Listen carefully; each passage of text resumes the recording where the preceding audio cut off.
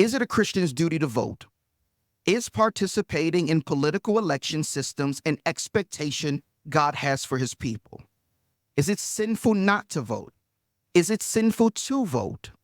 In the field of politics, should Christians labor in blood, sweat, and tears, assign God's name to the name, likeness, and image of politicians, and label their honest or dishonest political plans as God's will?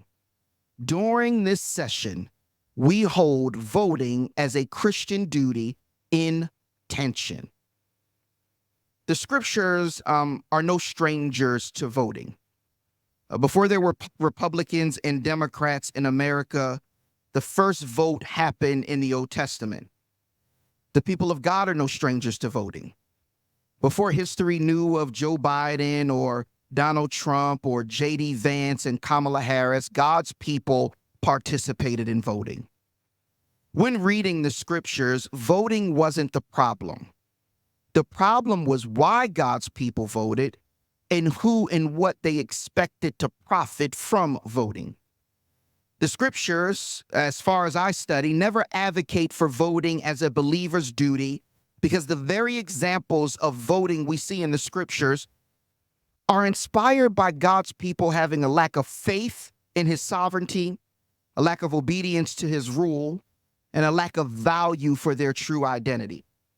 Therefore, we miss the mark whenever we make voting out to be some divine assignment from God and a virtuous act of our faith.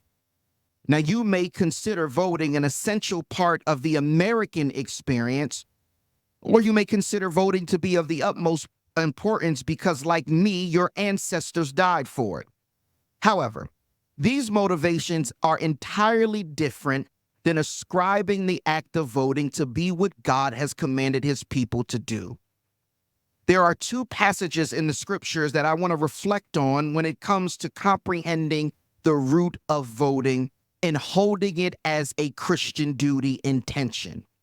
If my chronological studies of the scriptures are correct, I believe our first passage captures the first time God's people voted in the scriptures, and our second passage captures the last time we read about voting in the scriptures.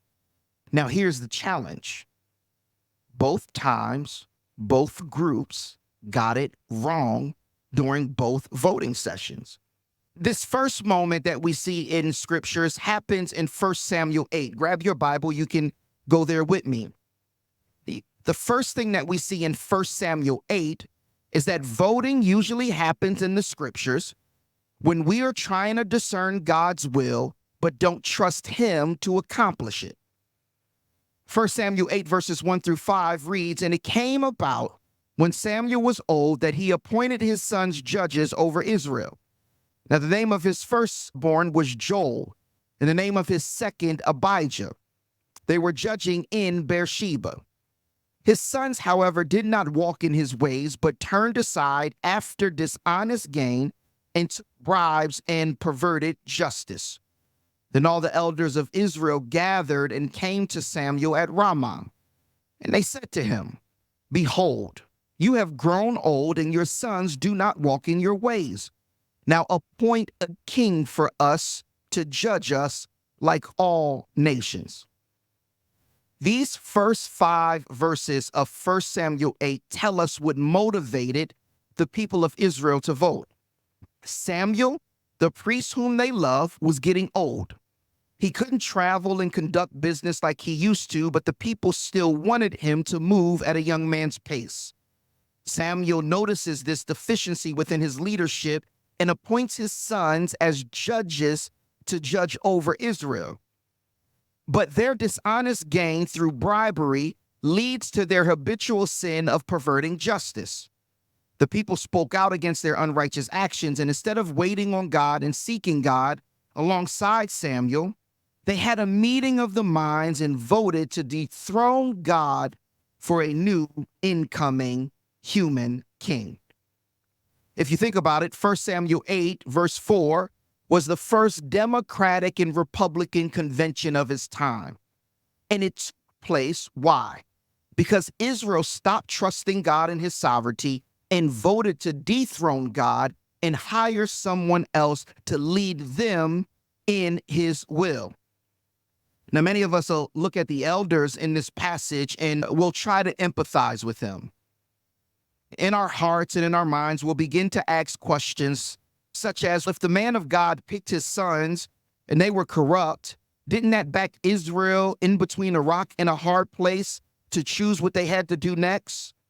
Or doesn't God want us to proactively replace crooked leadership over our people? Or maybe you'll ask yourself questions like, God already placed judges over them, so is a king that big of a difference? Samuel was getting old, so can they be blamed for thinking about the future? I think those are very valid questions. But the problem with that type of rationalizing is that we attribute Israel's actions to their circumstances. But if we study the heart of Israel and we look at Israel through the Old Testament, we see that this fascination with a king had been in their hearts for some time. They used this circumstance of Samuel's son to seize the opportunity. But this circumstance was not what birthed the opportunity for them to have a king. How do we know that? When we read in Judges 8, verses 22 through 23, it proves it. Verses 22 and 23 of Judges 8 says, the men of Israel said to Gideon, rule over us, both you and your son, also your son's son, for you have delivered us from the hand of Midian. But Gideon said to them, I will not rule over you, nor shall my son rule over you. The Lord shall rule over you. This should sound really familiar. Israel uses the corruption of Samuel's sons as a political campaign agenda. They did it the same way we as Christians in America use abortion, the economy, immigration, gun reform, health care, the wealth gap, climate change, and so many other topics. We point out these fundamental and real issues, but if we're really honest and you look into our hearts, we don't want to solve these problems. The reason why we are putting them on the main stage is because we are looking for the opportunity like Israel did for their king. We're looking for power, wealth, control, fame, prestige, or some kind of individual career profit behind them. These issues could easily be solved with God on the throne if we were to live in trusting faith and obedience in his sovereignty. But instead, we point them out because we believe that putting them on center stage will cover up our opportunism. The second thing that we see in 1 Samuel 8 is that we are in love with and influenced by godless nations more than our godly king in his kingdom. 1 Samuel 8, verse 5, the B portion says this, now appoint a king for us to judge us like all the nations. When you read the text, that word now means right now. Do it right now, straightforward, get it done. Appoint a king for us to judge us like all the nations. Israel, like us, were a people of the moment. They always had to be instructed to remember what God had done for them in the past and to trust him for what he promised to do for them in the future. Israel did not live through their convictions, but instead they sold themselves to whatever captivated them at the moment. Israel, they weren't people who could sit in ambiguity. They couldn't sit in times of tensions or seasons of difficulty. Since they did not have the focus or fortitude to wait on God, everything around them happening with other nations and other groups of godless people seemed better to them. Their posture in this passage reveals that at this time their heart was screaming at God. We don't have what it takes to wait on you, so give us whatever they have over there. Israel was accustomed to choosing what was immediate and insufficient rather than what God would sufficiently grant in his timing. This also sounds familiar. This is why we as Christians in America will twist the gospel of Jesus to support political parties that have demonic sexual and racist ethics. This is why we would twist the gospel to make hate seem like a necessary emotion to establish this fallacy of political righteousness. This is why we as Christians in America have the audacity to preach that God has sent us to vote for either a war criminal or a sexual criminal and insult God by preaching that he is pleased with either choice.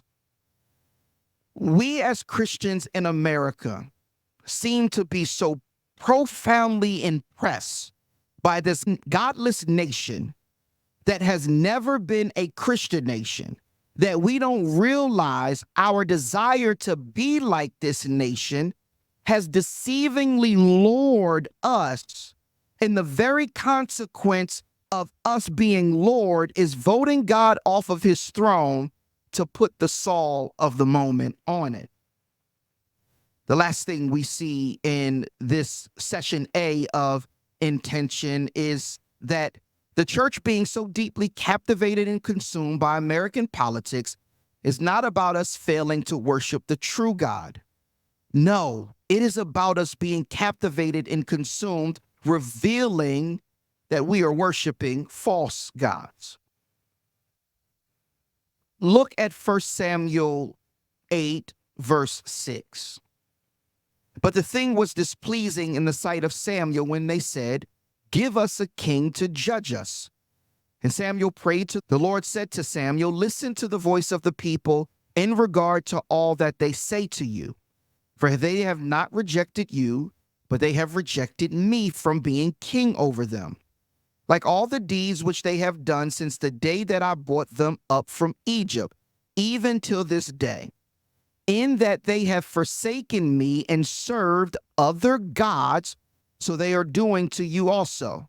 Now then, listen to their voice. However, you shall solemnly warn them and tell them of the procedure of the king who will reign over them." It's simple. When we stop worshiping God, we begin to worship something or someone else. Samuel was displeased with Israel. This idea of Samuel being displeased is less about Samuel's feelings and more about the judgment that he passes on Israel's action, their request, their decision. A better way to read this in the original language is Israel's request displeased Samuel because of its sinfulness. Samuel is displeased and he prays. God pretty much tells Samuel, "Hey, look, Samuel, welcome to the club, Doc. Once again, my people have rejected and forsaken me and have decided to allow their hearts and their lives to serve and worship other gods." My friends, the church making politics and voting seem like it is an essential part of God's calling, and our Christian identity here in America is not a message from our God.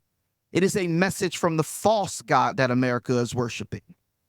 America being a Christian nation or Christian nationalism is a false God. The liberty of our sexuality, those ethics that we believe God is pleased with, they are only pleasing in the religion of a false God. Believing that God has called Democrats or Republicans to be the party that represents his kingdom is the religion of a false God. If you are spending your time and wasting your Christian witness telling people that being taken prisoner by or becoming a warrior for American politics is of God, then you may want to stop convincing us who should be president and sit down and make sure you are confident that Jesus is your true king. Now, before we close, I have to say this. Some people will look at the rest of this chapter and say, well, since God picked Israel's king for them, it proves that God has a preferential choice of who was king for Israel and who should be president for us. This is true. God did select who would be king for Israel, and he will choose who will be the next president for us, which means the vote is already fixed. But we must remember that God picked this individual not because of his righteous approval, but because of his reluctant approval. And like he did Saul, God may allow this person to deliver us from some issues, deliver us from some challenges, and protect us from enemies.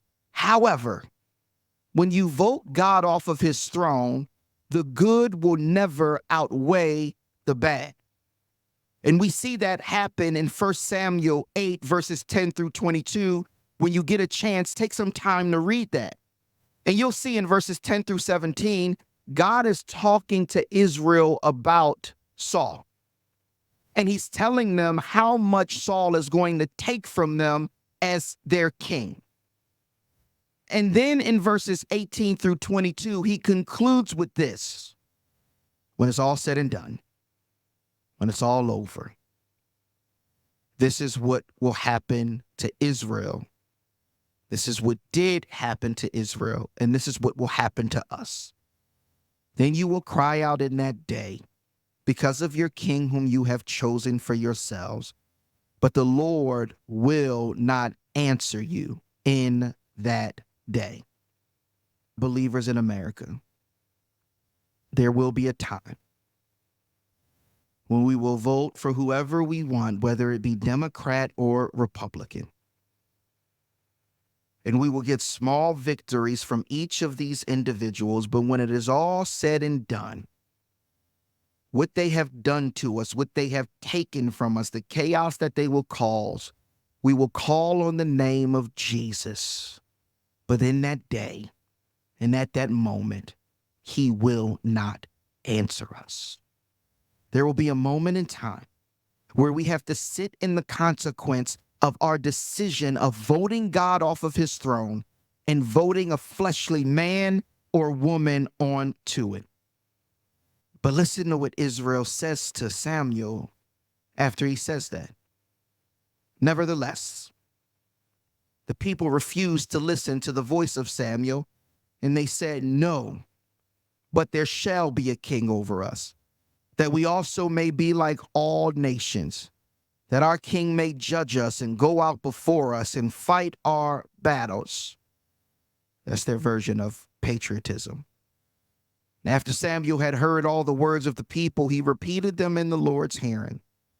The Lord said to Samuel, "Listen to their voice and appoint them a king." So Samuel said to the men of Israel, "Go every man to his city."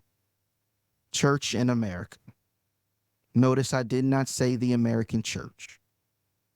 What we need to hold in tension is this question. Are we so dissatisfied with God that our hope is in electing men, or do we simply just not know him? And that's why our hope is in electing men. Please hold voting as a Christian duty in tension.